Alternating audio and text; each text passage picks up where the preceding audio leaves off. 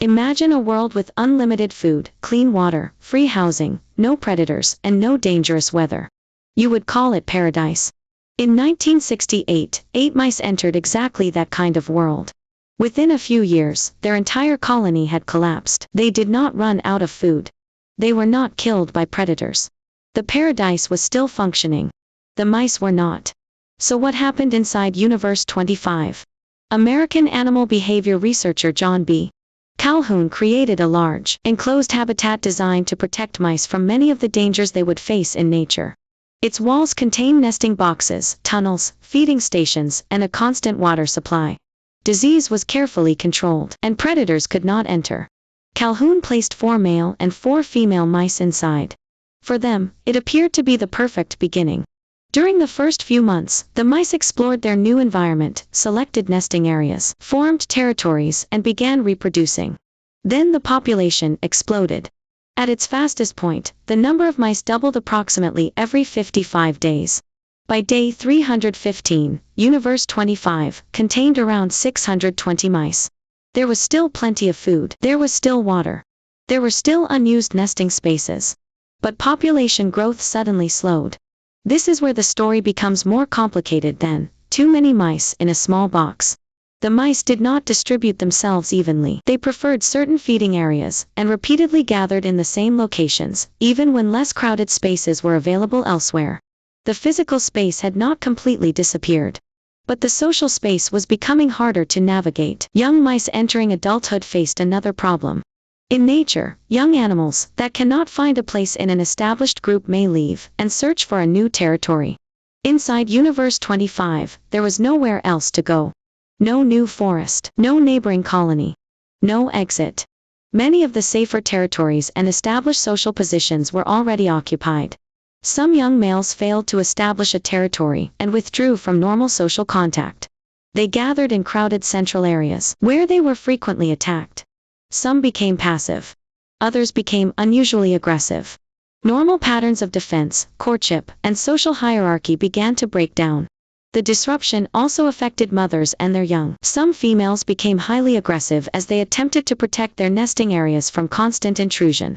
In certain areas, mothers abandoned, injured, or failed to care for their pups.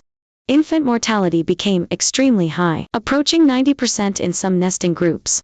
The colony was still producing food, but it was losing the social behaviors needed to produce and raise the next generation. Then a very different group appeared. They had smooth fur. They carried few scars. They rarely fought, defended territory, or approached potential mates. They mostly ate, drank, slept, and carefully groomed themselves. Calhoun's researchers called them the beautiful ones. They looked healthier than many of the other mice. But their appearance concealed a serious problem.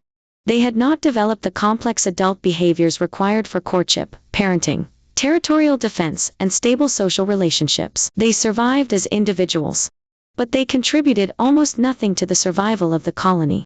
Universe 25 eventually reached a peak of about 2,200 mice, well below the number suggested by its available nesting space. Then the population stopped growing. After roughly day 600, almost no new young survived long enough to replace the aging adults. Later, even successful mating and conception became rare.